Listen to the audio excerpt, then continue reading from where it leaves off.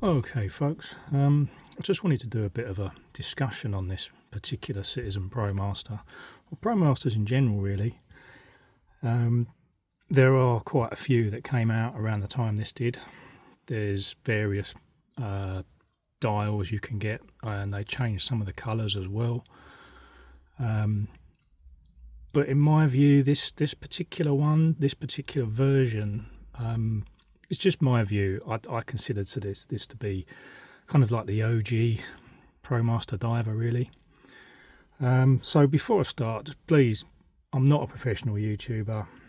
I'm in no way specialist in this, but I just wanted to get down some thoughts because despite these watches, most of them are around sort of 30 years old now.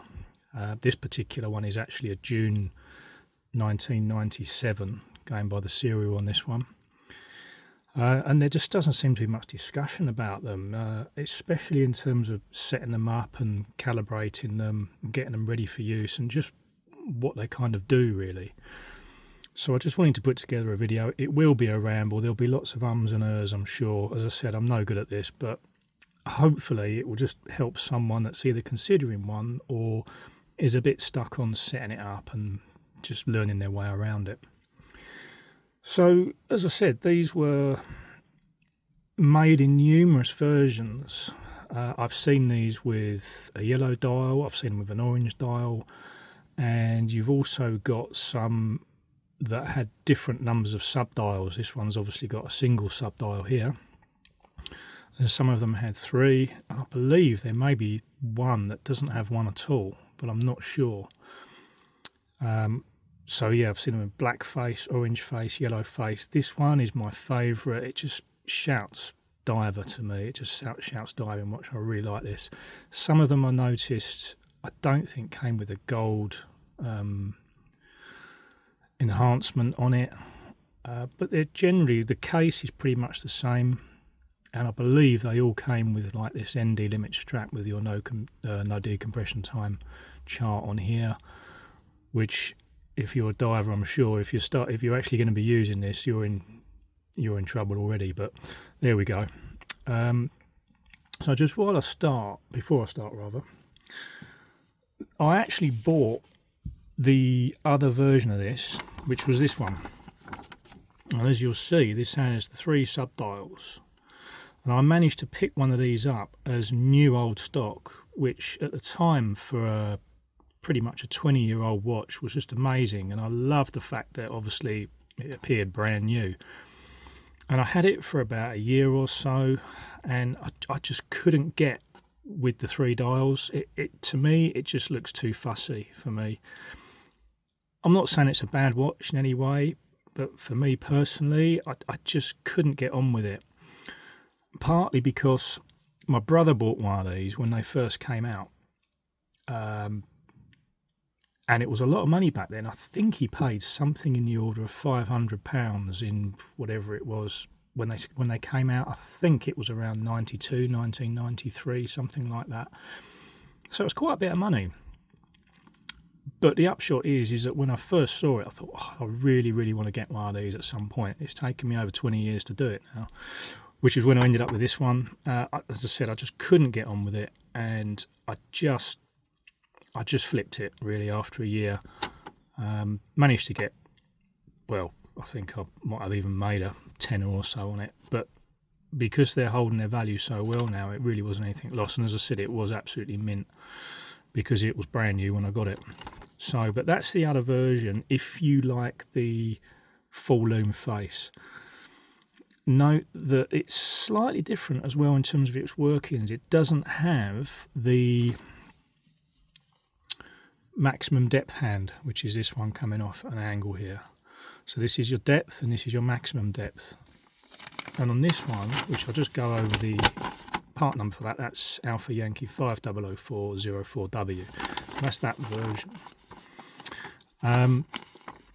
And you'll notice on this one it just has a depth hand.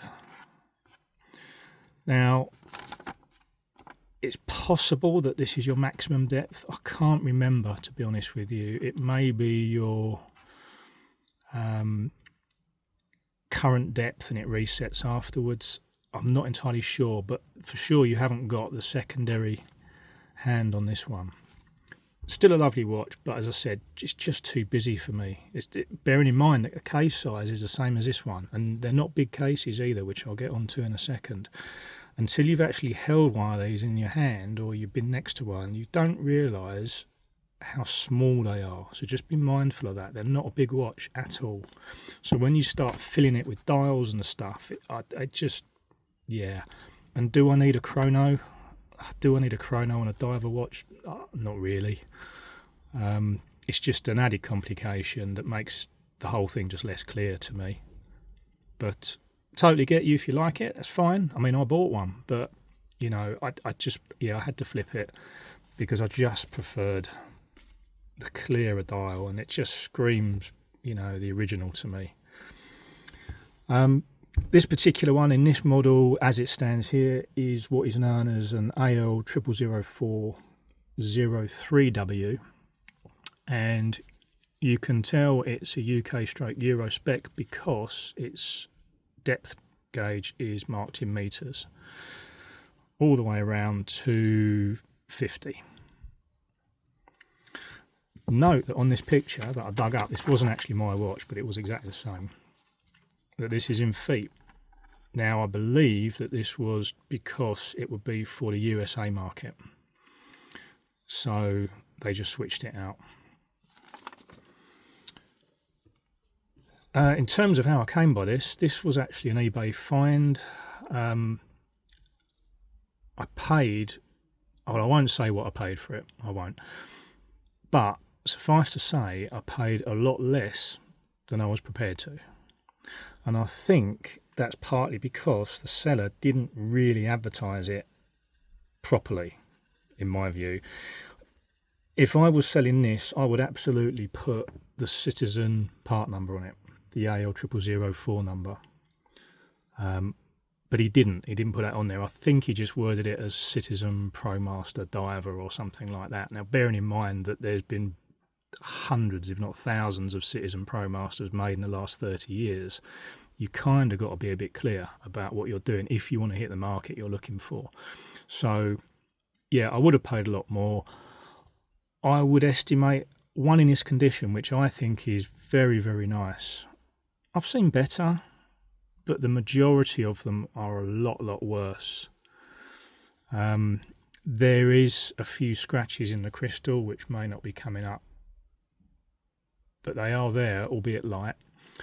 I can see them from here. There's, I don't know if you can see it, there's one across here, there's a couple here, there's one here, but they're pretty light, and there's one here, and you've kind of got to look to see them. Some marginal scratches on the bezel, as you'd expect from a watch that's been worn, but on the whole, this is a really nice example in my view. I mean, I've seen them with all the gold worn off here and, you know, smashed to pieces. A lot of the time the black infill on the bezel will be missing. So overall, I mean, it's a really nice watch, and I would say that this actual watch, if it had been advertised correctly, I wouldn't be surprised to see this go between £400 and £500, I would say. Which I certainly didn't pay anything like that for it. So I just got lucky. I mean, it's rare to get lucky on eBay these days, but I just did, so I was quite pleased with that. But also, it wasn't working. Now, the seller was said that all it needs is a battery, but again, I took a gamble because I don't know that. You know, it could have been mangled inside. So there was that as well that was, you know, stopped it getting maybe the attention that it could have got. But for what it's worth, it was just a battery. That was all it needed doing. I changed that, and it's been fine. So yeah, there's quite a few variants, a few versions. And as I said, I just wanted this particular version because my brother had one a long time ago, and I just fell in love with it. It's just a really nice classic watch. But getting back to the size, it's really difficult to portray this. But I've got 6 3/4 wrists, and I would say it's about right for me. Again, difficult to get on camera, but it's probably better if I start comparing it to other stuff, just to show you how small these are relative to how big watches have got these days. You know, we're so used to seeing big watches, especially divers watches. They tend to be, you know, these monstrous things, and one of the reasons I like this is because it's so discreet, it's so wearable.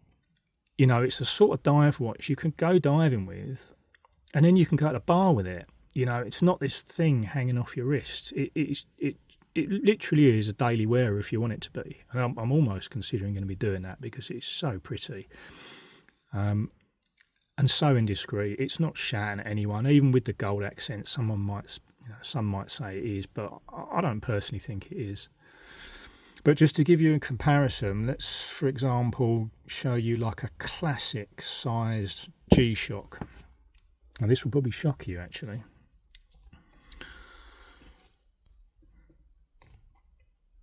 So there we go. The difference is pretty immense. Actually, while I'm here, let me get out a vernier and I'll just do a couple of measurements for you, although I think there are some measurements on the web, but just to give you an idea. I tend to like going, let's make sure that's zeroed. I tend to like going just across the case to give you the best feel. So you're looking, it's not 43, I think it's nearer 42, yeah, 42, 41, something like that. The actual bezel itself, 41, 31. So yeah, if you imagine, I know you've got an extra bit sticking out here, but if you imagine the size of the bezel, it's not big by any means. And while I remember, because it's a bit of an oddity on these, I believe that the lug to lug is 21. Yeah, pretty much 21, which is a bit unusual. Citizen tend to do that. I don't know why. Most straps are obviously sort of 22 or 20 or 24, but Citizen use a 21, and that's why this one doesn't particularly fit very well. And I'll probably swap it out because I think it's been chopped down. It's just a bit, yeah, I don't know. I think it's been butchered. I think this is a 22 strap and it's been sliced up to get it in there. So I'll probably change that, apart from the fact that the spring pins aren't a big enough diameter, which is why it's got some slop in it. But you can get these straps. I mean, they're not a lot of money and they're available, unlike the watches, of course, which are completely finished a long time ago. To give you another comparison, let's say, let's have a look at this. Seiko, I mean, everyone and their dog should know this watch, and because they are brilliant. I love this watch. Seiko SKX 007. Not far off, fairly similar, I would say. I'd say the Seiko wears a bit top heavier personally, and it is a bit chunkier, I think, I would say. Just a little bit, but it's enough. It's quite a heavy watch, the SKX, but a great watch nonetheless. But I mean, this video isn't about the SKX, but I love this watch. Fantastic. Everyone should have one of these. What a great watch. I think a lot of people do have them actually. But I think they've stopped doing these now as well, which is a shame because I think it's shot the prices up a bit. I managed to get this one new, I don't know, 5 or 6 years ago, but I don't think they're doing them anymore. So that's that. But what I'm trying to get at here is that it's not a big watch. If I show you a classic sort of bigger watch that we're used to seeing these days, something like, if we look at, say, like the Omega Planet Ocean, 44, I think it's a 43 and a half, this one. But straight away, I mean, it just looks like a monster compared to the Citizen. Again, you know, I like the Planet Ocean, but it's a big watch. It's right on the edge of being too big for me, and that's kind of why I don't wear it a lot, really. But that's a good comparison. And finally, just to give you another comparison, because it's a watch that, again, a lot of people know and a lot of people love and have either been around. We've got your sub here. This is actually the latest version, the 126 prefix. So this is kind of the biggest sub they do at the moment in terms of this case serial. And I would say they're pretty similar. That's about it. And I think this one's a 41. So that stands to reason, really, that the Citizen will be about the same. So bear in mind that, again, the sub isn't a big watch. It never has been. So we're talking about that sort of size. So just to try and get it across there that it's not something that's going to be, hanging off your wrist like some of the monstrosities we see these days. So with that little bit done, just a bit about the history and a bit about where this one came from. As I said, they go back to about, I think, possibly even 1992. Oh, the other thing that I remember about this one, I'm not sure if it applies to the other serial numbers, but certainly this version, I believe, was ISO approved, which meant that they could be military issued, which is quite an interesting little thing I found out, actually, which goes partly towards why I think that they were always a really well-made watch. We can't think of this watch as a cheapy sort of throwaway. It was for a Citizen, it was a lot of money back then, and it's certainly a lot of money now, given that it's an old watch. But that's more for rarity than anything else. But when it was produced, they were a lot of money, and a lot of people didn't want to spend that sort of money for a Citizen. Personally, I'm not a watch snob. I'll wear anything as long as I like it, but a lot of people won't, and they just felt, well, that's a lot of dollar. But it's because it's a proper watch. It's 200 meter resistant. It's certified ISO, and it was military issued. I don't think there was a lot issued, but the certification was there for it to be able to. So yeah, a fantastic timepiece in my opinion, and I'm very happy with it. So we'll move on to setting up, because there's not a lot of help on this. There is a manual which I will link in the description, but trying to read it is a nightmare. It's just really hard. So we'll do a familiarisation first, and you need to know this, because unless you can familiarise yourself with what's what on this watch, you're just not going to have a clue what you're doing with it or how to set it up. So the main things, okay, I'll start with the glaringly obvious first. Okay, so we've got our second hand, we've got our minute hand, and we've got our hour hand. Then what we have pointed to 12 o'clock here, that is your depth hand. The one to the left, pointing to EX, is your maximum depth hand. Also important is the AL and the EX. EX means exit. So currently this watch is in normal mode. It's not in dive mode, it's exit. So it's basically exit out of dive mode. AL is your depth alarm, your maximum depth alarm set, and we'll get to that in a minute. The sub dial reads in depth, and it's down to 10 centimeters. So there is no chrono, there is no other feature on this watch other than it being a watch and a dive watch. There's nothing else on it, well, apart from the date complication, of course. But it doesn't do anything else, and that's kind of why I like it. It's a totally focused watch on what it's supposed to be doing. There's nothing else going on in there. You don't get anything else for your money. That is all it does. It measures depth, and it gives you the time, and it gives you the date, and that's it. So the first thing, I'll also reference the buttons. So I'll be referring to the buttons as button A, button B, and button C. Okay, the chrono version has another button here and it has the crown here, but because we're not talking about that, I'll just refer to these as A, B, and C. So the first thing we'd do, and it's certainly something that you have to do every time you change the battery, is reset and calibrate a watch. Now I would suggest that if you pick up one of these and you're not sure about it working okay, that you do a reset anyway. Because when I bought this and it was just all over the place, even after putting the battery in, I did the reset. But the calibration I wasn't aware of, because I assumed that when you reset it, that'll be it, that'll be done. But it's not. You actually have to calibrate it after you've done the reset.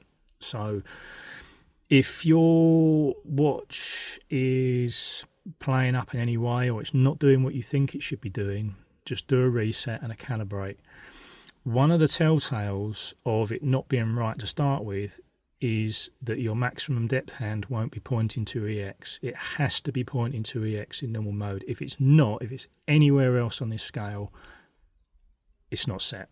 Okay, it's as simple as that. So it's usually a good pointer. Whether that's the only pointer, I don't know, but it certainly was a pointer for me, because I think every time I tried to go into dive mode or somewhere else, this would go back here somewhere. And in fact, in normal mode, it was back here, and I think in dive mode, it was back here or something like that. But it wasn't right. So, although this watch is fully set up and done, I'll go from scratch. But the only thing I'm not sure about is whether it will show me what I would like to show you, because it's already calibrated and set, but we'll see. So the first thing you need to do, unscrew the crown, put it right out to position 2, as if you were setting a time. You'll notice the second hand is hacking, so that's stopped. And then what you will do is you'll press A, B and C all together at the same time and release. Okay. Then you would think that everything's restored, but it's not. Now, obviously on mine, nothing moved, and sometimes that happens. But you have to set the maximum depth and the depth hand. So what you would do for the depth hand, use the A button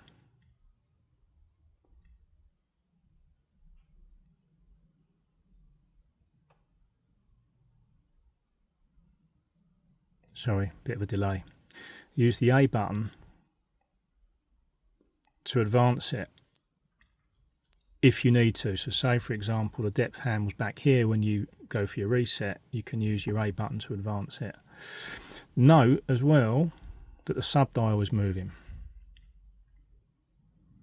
So say, for example, I advance this all the way around to here, it doesn't necessarily mean that the sub-dial is going to line up. So what you can do is hold the C button and A, and that will go back.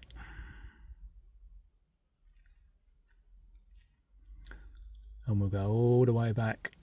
This needs to be bang on 12 o'clock, as does the sub-dial. Okay.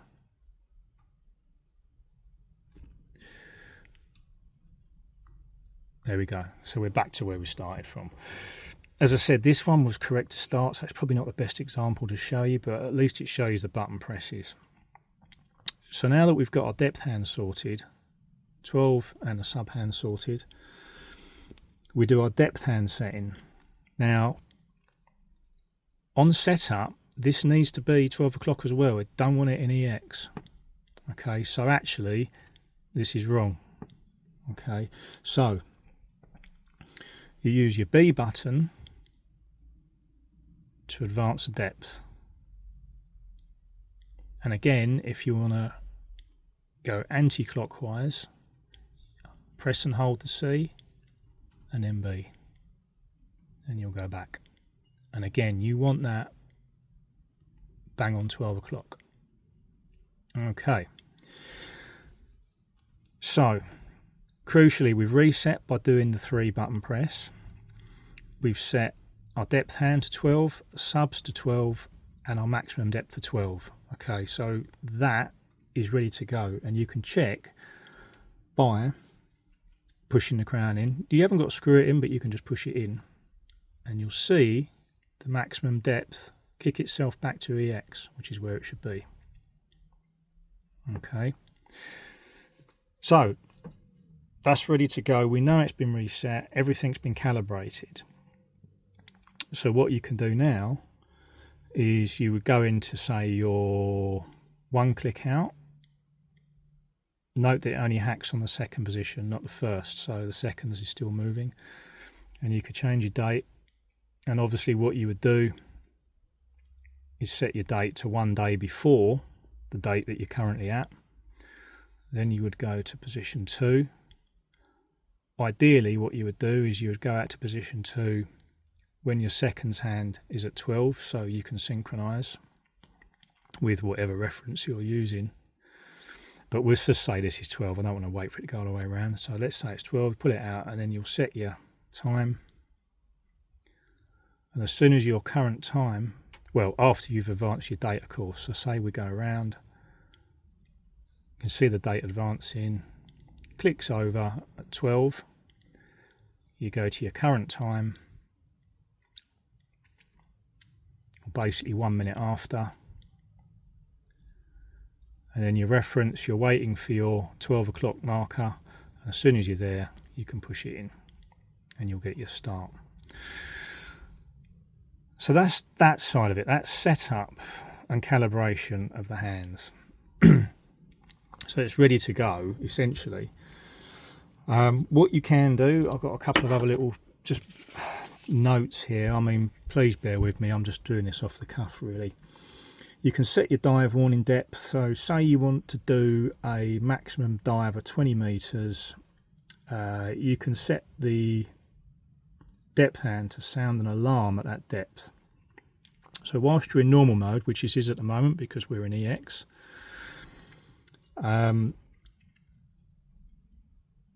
if you press C, the max depth hand will position to AL. See it move there? I'll go back. So you push C, and that's your alarm depth. When you're in that mode, if you like, you can adjust the target depth. So let's say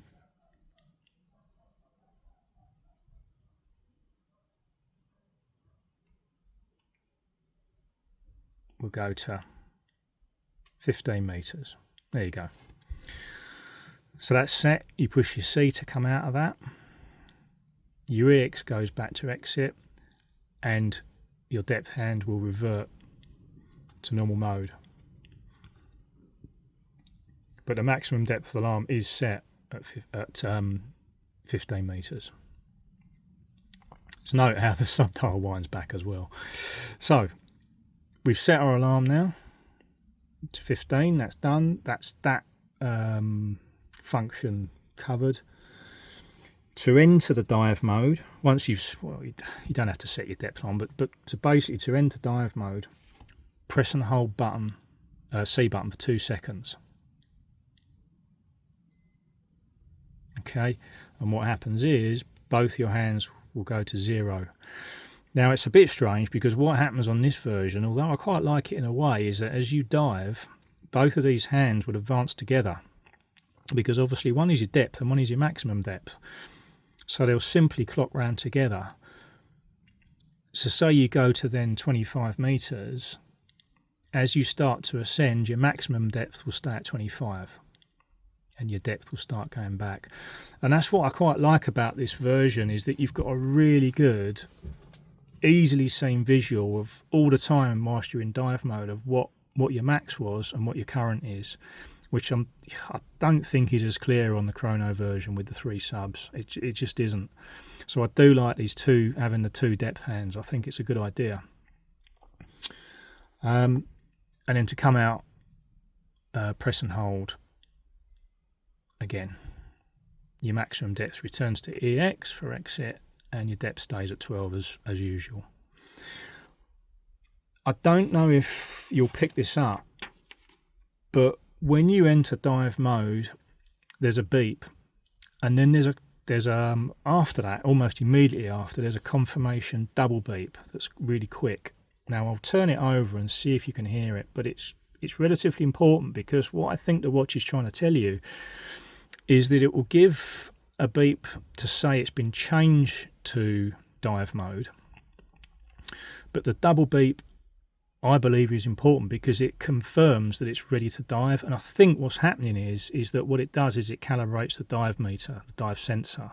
So if there's a problem calibrating this, I don't think you'll get that second beep. So if you're using this as any sort of backup or anything like that, and you really do want to start being aware of warnings, or in fact that it's actually working correctly, you need to be able to know that it's calibrated the sensor at sea level. Now I'm struggling in my ears to hear these beeps, so I'll turn it off and see if you can hear it. But what you should hear, as I said, is one single beep, and then almost immediately after a double beep. So we'll just try it.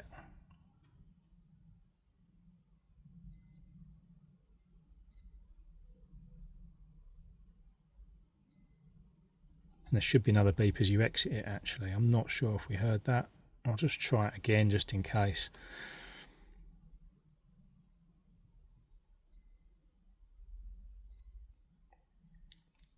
Yeah, it's definitely dive mode because they're pointing at 12. And we'll come out and I think there's a beep as you exit. Don't know whether that's coming out, guys. I can barely hear it myself. But yeah, it's just fairly important. You can certainly hear it if you put it to your ear. So all I would suggest is if you are using this as a proper backup, then just put it to your ear. When you enter in dive mode, make sure you hear the double beep. What's next? Recalling maximum depth. So let's say we've done our dive to 15 meters and that was our maximum depth. And let's say you've come out of dive mode and you don't know how deep you went. You might have gone to 25. You don't really know. You can recall your maximum depth only once, though. It doesn't store multiples. So as soon as you enter dive mode again, it will clear the memory. So you only get one shot at it. So it's quite handy. So you finish your dive, you come out of dive mode. You've still got all your kit on, everything else. You know, you might be an hour getting de-kitted and getting to the bar, and then when you start actually writing in your log, you want to be able to put down what your maximum depth was for your log, and that's when you might want to recall it. So it's quite a handy function to have. So when you're in normal mode, which we are at the moment, again I keep banging on about this because we're in EX, if you press and hold the A button for more than 2 seconds, okay, so this won't work, but I'll explain that in a minute. So you press and hold A for 2 seconds, and what should happen is that your maximum depth hand will swing round to 25 or whatever it was. This isn't because it hasn't done a dive since I've done a dive mode. So it's not gonna, and you need to go over 1 meter for it to register as anything basically. If you're less than 1 meter, it won't even record it. So you've got to go at least 1 meter down. What else have we got? Sound monitor. You can monitor the sound of the depth alarm just so you know what it's supposed to sound like by pressing the B button. I'm not sure if this will come out either.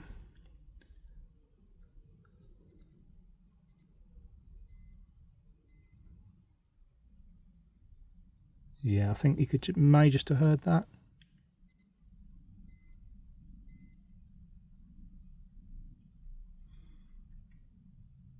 So what should be happening is the depth alarm initially sounds twice with a short double signal, and then the surfacing alarm signal follows with a long double signal. So you've got a surfacing alarm as well, like if you're coming up too quickly, it will also fire off a warning at you. Yeah, I don't know whether you'd use it or not, but it's handy to know it's there, because if neither works, then it's an indication that your battery warning has been activated. But I'll get around to that as well. There's another way you can tell if your battery's too short. Again, these are all things just to make sure that the watch is functioning correctly, and they've gone overboard on this, and I suspect it might be because either they need that ISO certification, or possibly just because, as I said, it's a proper watch. It's not a Christmas cracker watch. and so it needs to work properly. So these are all indications just to let you know that it's ready to go. But I'll just try that sound monitor again, just see if we can.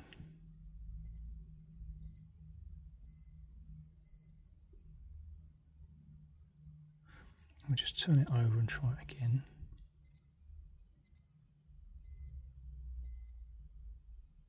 It might pick it up. I can barely hear it here, but it is a good indicator that everything's working okay.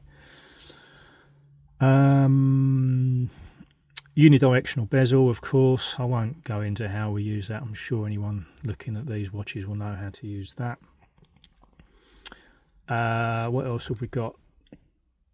Depth hand and scale reads in meters. As I said, there are other versions that read in feet, so it just gives you an idea of where it's come from. As I said, I think it's just the USA that had feet, but I could be wrong. Please correct me if that's not. Certainly the UK got meters, and I suspect Europe, but I'm not sure. But it does give you an idea, if you're looking at a second-hand one, sort of where it originated. Movement wise, this one uses a 5812, which is, I'd say it's a good movement personally, but the manual I'll link to is an overall manual, which I think also covers the chrono version, possibly, I'm not sure. And what else have we got? Yeah, subdial reads in 10 centimetre increments. Oh, maximum 55 metres. Okay, so if you were to go to 55 metres with this watch, which I don't think you would, I mean recreational is maybe 40 tops, and if you're a professional or a diver that's doing, you know, saturation diving or something like that, something really serious, you probably wouldn't be wearing this on your dive anyway. You'd be having much better kit than this on your wrist. So I think that's why Citizen went to 55 with this, because it isn't on that end of the spectrum. It's for recreational only, and I would argue only as a backup, because you wouldn't be relying on this, or I personally wouldn't, as my only dive watch. It would be a backup, and I'd have a proper dive computer on my other wrist. That's what I would do, like a Sunto or something like that. So yeah, but it will go to 55, and then what it will do, the maximum depth hand, if you look at this little orange rectangle with like a white circle in the middle, that's your over limit. So what will happen is, as you dive, if you really want to go more than 55, your maximum depth hand will go around, it will hit that, and then it will fire off a warning. Okay, now that warning is irrespective of any warning you've set for maximum depth. Like, obviously, I know we went through setting one earlier for 20 metres or whatever we did, 15. But as soon as that hand goes all the way around, touches 55, it will fire off a warning beep, and it won't stop until you go to less than 55. So it's handy, I suppose. I mean, if you're at 55, I would say you'd probably know you're at 55, but it's just something else that the watch has got to say, look, you know, I can't read any deeper than this, so you're kind of on your own. So that's quite handy, I suppose.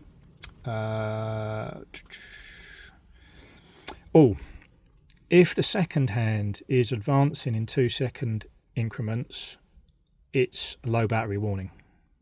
Okay, so that's pretty important, I would say. Really good visual indicator. Again, another indicator that if this watch isn't ready to go, Citizen a built-in stuff just to make sure that, you know, it's shouting at you, look, I'm not okay. So yeah, an advancement of 2 seconds at a time is low battery. If the second hand is advancing at 4-second increments, what it's saying to you is that while you've been diving, the watch has received a shock. Okay, now that could affect the pressure sensor. So what the watch is telling you is, look, I'm not sure about things now. I'm not sure about how good or how accurate my depth reading is, because I've had a whack, and to inform you of that, I'm going to advance a second hand in 4-second increments. Okay, the watch will still function, the dive hands will still function, but the watch is saying I'm not happy about it. So just don't rely on it, is personally what I would do. If you ever see this hand going at 4 seconds, I would tend to just think, well, nothing that this watch is telling me is accurate now. It may be, but it might not. So as always with diving, you need to know. So that's a good indicator. Again, another warning. Once you're in dive mode,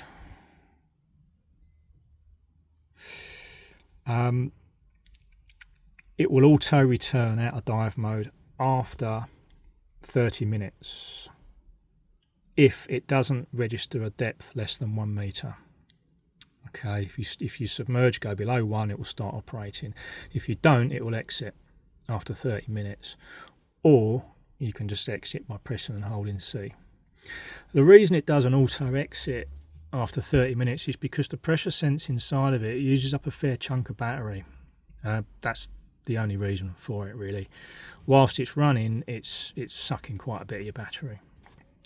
So yeah, there's an auto exit on that. There are various warning alarms, and I suggest you might want to get familiar with them. There is actually one for excessive surfacing speed, which is basically more than 1.5 meters per 5 seconds. So if you're coming up faster than that, the watch will beep at you. Now, the reason I say you might want to get familiar with these is that it kind of may be difficult to tell one alarm from another once you're actually diving. And they do sound different. They're different sounding alarms. Some are short sort of beep beeps, some are longer tones, some have different gaps between them. But basically, if the watch is shouting at you, I'd probably argue that something's gone a bit wrong anyway. But it's not. It would be nice to know if you're using it as, you know, a fundamental backup, then you might want to familiarise yourself with it. You've got another warning alarm for exceeding maximum depth, as I said, if you hit 55. And once you exceed your user set maximum depth, which we did earlier when we went to 15, I think it was, with a maximum depth hand, once you hit that, it will fire off a warning. And, well, getting close to what I think we're covering, Citizen will claim that you need to send this watch back for battery replacement, and it actually says that on the back. Don't open, service centre, repair only. Now, because it's a dive watch, obviously I would never recommend anyone does this, but in my view these are replaceable batteries, because these aren't under pressure when they're sealed. Unless someone can tell me otherwise, I'm 99.9% sure they're not. On the basis that it is also only a 200 meter watch, we're not talking, you know, Omega POs or Rolex Submariners with sort of 600 plus meter depths here. It's 200, so I'm I'm as confident as I could be that they're not sealed under pressure, which means you can just unscrew the back as usual, change the battery, which is a CR2016, and pop the case back on. Now, I did this on this one and it worked fine. The case back was tight though, really tight, but that's partly, I would think, because I don't know whether it's ever been off before, but they actually run like a rectangle rubber seal on these, which is quite forgiving. Obviously check for any nicks or tears or anything else on there. But this one was in perfect order, so with a little bit of silicone lubricant, I just put it back on. There's no reason why I couldn't reuse it as far as I'm concerned. And I'd be happy to take this down certainly to, 40 metres. That'd be fine. And I wouldn't dive anymore with it anyway. So that's about it, I think. As with most dive watches, obviously don't push any buttons whilst you're under the water, because you could compromise the sealing. And that's about it, really. If there's anything in particular that you want to know or I haven't covered, and I know I've rambled, but I've done this all off pat, so I don't really know what I'm doing, but hopefully I've covered everything. that I can sort of tell you on the basics about it. Pressure sensor, just while I remember, don't unscrew these and start removing it, because you'll mess it up. Citizen actually give a warning against not doing that, probably because there are screws accessible on it, so someone's bound to stick a screwdriver in them and do it, but don't. You don't ever need to touch this. So yeah, as I said, there's a few options, a few variations. This is my favourite, really. Next to that would be the chrono version. I do like it, but as I said, it's a bit fussy, but it's fairly similar. And they're just a lovely, lovely watch. You know, and you can wear it anywhere. It doesn't scream anything about you as a person. You know, you're not sitting there thinking, oh God, I'm carrying around a monstrosity and everyone's going to be looking at me and all that lot.